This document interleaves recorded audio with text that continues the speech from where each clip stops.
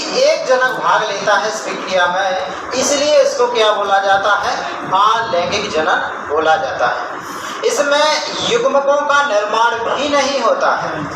युग्मक का मतलब होता है कि जनन इकाइयाँ। जैसे लैंगिक जनन में क्या होता है, नर जनन इकाइयाँ अलग होती हैं और मादा प्रजनन इकाइयाँ अलग होती हैं।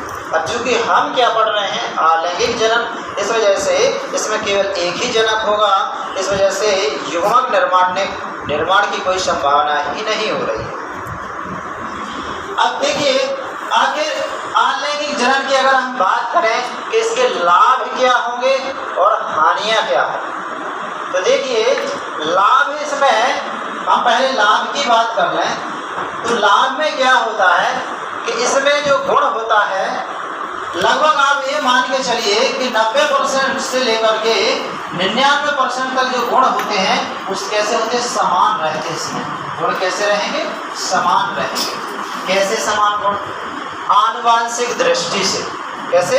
आनुवांशिक दृष्टि से। और आनुवांशिक शब्द का मतलब होता है कि जो गुण पीढ़ी दर पीढ़ी एक जनक से दूसरी संतति में जाते हैं उनको हम क्या बोलते हैं, आनुवांशिक गुण बोलते हैं। ये चूँकि क्या होते हैं कि हमारे जिस तरह से डीएनए होता है ना, जिसके माध्यम से हमारी पैतृकता की पहचान होती है, वैसे ही पौधों की भी क्या होती है, पहचान होती है।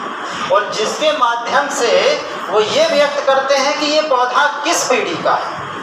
तो ये किस पर डिपेंड करता है प्लांट में कि कोई पौधा किस पीढ़ी का है, ये उसके आनुवांशिक गुणों पर डिपेंड करता है। क्योंकि आनुवांशिक गुणों को हम जीनोटाइप भी बोलते हैं।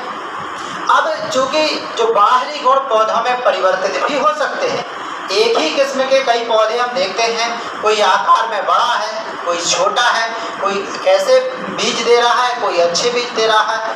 तो ये क्या है, हालांकि उनकी श्रेणी एक ही होती है, हम ये नहीं कह सकते उनको कि इनकी आनुवांशिकता एक सी नहीं है, क्योंकि हम तो सिर्फ उनके बाहरी गुणों का अध्ययन किया हुआ है। तो सीधी सी बात है कि अगर हम बाहरी गुणों का अध्ययन कर रहे हैं तो ये क्या कहलाता है, पौधों का फिनोटाइप होता है। और अगर हम उनके आंतरिक लक्षणों या बोले जीन का अध्ययन करते हैं तो ये क्या होता है, आपका जीनोटाइप होता है। क्या होता है, जीनोटाइप होता है। समझ रहे ना? तो जीनोटाइप क्या है, एक आंतरिक विशेषता है। सेम वैसे ले लीजिए जैसे आज कंप्यूटर में अपन देखते हैं सॉफ्टवेयर है, वो जीनोटाइप से आप तुलना कर लीजिए। जो ऊपर का ढांचा है हार्डवेयर, उसका आप फिनोटाइप से तुलना कर सकते हैं। ठीक है ना? तो ये हमारा पहली बात, इसकी विशेषता ये होती है कि इसमें पूरे जो गुण होते हैं सेम के सेम होते हैं। तो हमें इससे फायदा ये होता है कि मान लीजिए तो मतलब हमारी जो पीढ़ियाँ होती हैं वो मिश्रित गुण वाली नहीं होती। अगर कोई भी पीढ़ी के हम गुण सेम के सेम बनाए रखना चाहते हैं तो हम उसको लैंगिक जनन के लिए नहीं बल्कि अलैंगिक जनन को प्राथमिकता देंगे। ठीक है ना? दूसरा, पहला लाभ, इसका सबसे महत्वपूर्ण लाभ ये होता है, इसका सबसे महत्वपूर्ण लाभ यही होता है कि इसके मतलब गुण बरकरार रहते हैं। दूसरा ये है कि अनुकूलता। अब देखिए, अनुकूलता या अनुकूलन एक ही चीज है। इसका मतलब ये होता है कि कोई भी पौधा किन परिस्थितियों में है, मतलब जिन परिस्थितियों में है उनके साथ अपने आप का समायोजन बनाए रखे, वो चीज़ क्या कहलाती है, अनुकूलन। जैसे मान लीजिए आप यहाँ बैठे हुए हैं, आपको हमारा पढ़ाना मतलब अच्छा लग रहा है तो आप अनुकूलित हैं, क्योंकि आप पढ़ने के लिए आए हैं। अगर हम पढ़ाएंगे नहीं से तो आप अपने आप में अनुकूलन महसूस नहीं करेंगे। ठीक है ना? तो ये क्या होती है, अनुकूलता होती है कि इस तरह के पौधे क्या है जैसे प्रेजेंट टाइम में पाए जा रहे हैं, तो उस टाइम का वातावरण कैसा है, उस योग्य है जिससे वो पौधे क्या अपने गुणों को बरकरार रख पाते हैं। ठीक है ना? अब देखिए, इसकी सबसे बड़ी अगर हम हानियों की बात करें, इसकी सबसे बड़ी हानि की बात करें अलैंगिक जनन की, तो इसकी सबसे बड़ी हानि ये है। अच्छा, इसका एक लाभ ये और ये भी है कि मतलब कि अगर दो संतति नहीं है, अगर जो तो एक से ही मतलब क्या आगे पीढ़ी जनन हो सकता है, ये भी इसका वो है। ठीक है? इसका दूसरी हानि देखिए सबसे बड़ी ये है कि इसमें क्या है, विकास की संभावना नहीं होती है। ठीक है? विकास की संभावना नहीं होती है। इसमें क्या होता है, अनुकूलता होती है, क्या है कि विकास। क्योंकि विकास किसे कहते हैं? विकास तो वो होते ना कि जहाँ हम आज हैं उस लेवल से आगे बढ़ जाना। अब चूंकि इसमें क्या होता है, गुण सेम रहेंगे तो कोई विकास नहीं हो पाएगा। जैसे हम देखते हैं हरित क्रांति से पहले हमारे यहाँ पहले भी खेती हुआ करती थी, जनसंख्या भी कम हुआ करती थी, फिर भी हमें क्या निर्यात करना पड़ता था खाद्यान्न को, है। आज स्थिति विपरीत है, हमारे पास जनसंख्या विशाल है लेकिन आज हम फिर भी निर्यात करने में सक्षम हैं। तो क्या है, हमने मतलब इन्हीं बीजों को मॉडिफाई कर दिया है, इन्हीं चीज़ों में मतलब रूपांतरित कर दिया, इनके जीनोटाइप को बदला है हमने। उत्पादकता बढ़ी हुई है, कम टाइम लग रहा है, उच्च उत्पादन क्षमता बढ़ रही है। तो ये इसका महत्व कम नहीं है। तो ये सब किसके कारण हुआ है? आपका इसके लैंगिक जनन के द्वारा संभव होता है, इसके द्वारा संभव नहीं है। क्यों विकास संभव नहीं है? क्योंकि इसमें एक पीढ़ी भाग लेती है, आनुवांशिक से गुण नए उत्पन्न होने की संभावना ही नहीं बनती है। कहाँ से बनेंगे? जब एक जनक है तो पूरे उसके जो आनुवांशिक गुण सेम वही रहेंगे ना, है। तो आगे इसमें विकास की संभावना नहीं होती है। इस वजह से ये इसकी सबसे बड़ी हानि है। ठीक है। अच्छा, अगर अपन बात करें कि जनन की आवश्यकता क्यों होती है, तो जनन की आवश्यकता इस पीढ़ी पर जीवों की निरंतरता बनाए रखने के लिए आवश्यक है। क्योंकि जनन नहीं होगा तो जितने जीव हैं वो एक निश्चित समय के बाद कालावधि में समाप्त हो जाएंगे। तो इस तरह से प्रजनन की महत्वता प्रजाति की निरंतरता और जैव विकास की दृष्टि से महत्वपूर्ण है।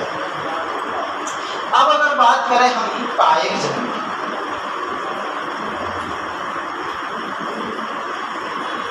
तो देखिए कायिक जनन जो है, जिस तरह से कायिक शब्द आया हुआ है ना, बड़ा सरल शब्द है। कायिक का मतलब काया होता है, काया का मतलब शरीर होता है। शरीर के ही किसी भाग से नया जीव, नया पौधा बन जाए उसे हम कायिक जनन कहते हैं। तो देखिए कायिक जनन, अब चाहे जैसे प्लांट की बात हम कर रहे हैं तो जड़, तना और पत्ती इसी द्वारा भी हो सकता है। क्यों? क्योंकि ये पौधे के भाग हैं, ये पौधे के कायिक भाग होते हैं। इनके द्वारा जब नए पौधे जन्म लेते हैं तो वो क्या होता है? आपका कायिक जनन होता है। जैसे हम देखें जड़ें, देखें जड़ें, तो जड़ने में के द्वारा क्या होता है? पौधे, किसी पौधे की जड़ें होती हैं और उनमें क्या होता है? जड़ें नीचे चली जाती हैं भूमि में और ऊपर ऐसे पौधे निकलते आते हैं। और आप उनको अलग कर दीजिए तो मतलब नए पौधे बन जाएंगे। अमरूद का पौधा होता है, जैसे आप इसमें निकलते आते, नीचे जड़ों में नए नए निकलते आएंगे, आप उनको अलग करके दूसरी जगह लगा दीजिए तो मतलब ये क्या हो जाएगा? उसके द्वारा जनन हो जाएगा। अब दूसरा हम देखें तना के द्वारा, तो तना के द्वारा जैसे हम देखते हैं कलम लगाना, काफ़ी कलम लगाना, जैसे गुलाब में हम कलम लगाते हैं तो उसको हम मतलब थोड़ा इस तरह से काटते हैं ताकि उनके ऊपर नष्ट ना हो जाए तिरछे, और उसको 90 डिग्री में थोड़ा हल्का झुका के लगाते हैं। ये मतलब वैज्ञानिक विधियाँ, हम तो सीधा भी लगाते हो जाता है। तो ये क्यों? अब सबका तो तना लगाया नहीं जा सकता ना, कुछ ही प्लांट का लगाया जा सकता है जिनमें तना के माध्यम से कायिक जनन संभव होता है। ठीक है। तो जिनमें तना के माध्यम से संभव होता है तो इस तरह का जनन होता है आपका ये वाला। अब देखिए नेक्स्ट, जैसे हम देखें पत्ती द्वारा जनन, आप लोगों ने पढ़ा होगा इसको, किस प्लांट की पत्ती में कायिक जनन होता है? बता सकते हैं आप कोई? बताइए, बता दीजिए। देखिए नहीं, फिर गलत भी बता दीजिए, कोई दिक्कत नहीं है, बाद में हम बता रहे हैं ना। ऐसा कोई प्लांट है कि जिसकी पत्ती से मात्र पौधा बन जाए? बताइए कोई, किसी को तो पता होगा, किसी को पता नहीं।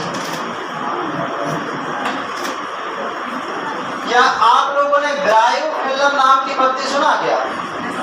यस सर, सुना। इसको हिंदी में पत्थर चटा भी बोलते हैं। आप लोग हंसी आती सच पर? नहीं सर, सुना था। ये क्या है ना, अपना ये वाला बुंदेलखंडी नाम या देहाती नाम है, इसको बोला जाता है। तो ये देखिए एक बहुत ही आयुर्वेदिक की दृष्टि से भी बहुत महत्वपूर्ण पत्ती है ये। थोड़ा ऐसे इसमें किनारे में थोड़े इसके ऐसे कटे रहते हैं, ऐसे किनारे। ऐसे। तो क्या होता है, अगर आप इसकी पत्ती को तोड़ के नीचे जमीन पर डाल देंगे तो उसमें से आपकी यहाँ से हर जगह से हल्के हल्के प्लांट निकल आएंगे, हर जगह से यहाँ से ऐसे एक से कई सारे निकल आएंगे, कई सारे ऐसे, मतलब मात्र पत्ती से। ब्रायोफिल्लम एक मात्र एग्जाम्पल है ये, जिसमें किसके माध्यम से, पत्ती के माध्यम से भी कायिक जनन संभव होता है। ये प्रश्न कई बार परीक्षा में पूछा गया है क्योंकि है ही विशेष, ठीक है। तो क्या ये ब्रायोफिल्लम, ठीक है ना। तो इस तरह से क्या हो जाता है, पत्तियों के द्वारा भी कायिक जनन संभव हो जाता है। अब देखिए, अब हम आ जाते हैं मेन जनन, लैंगिक जनन।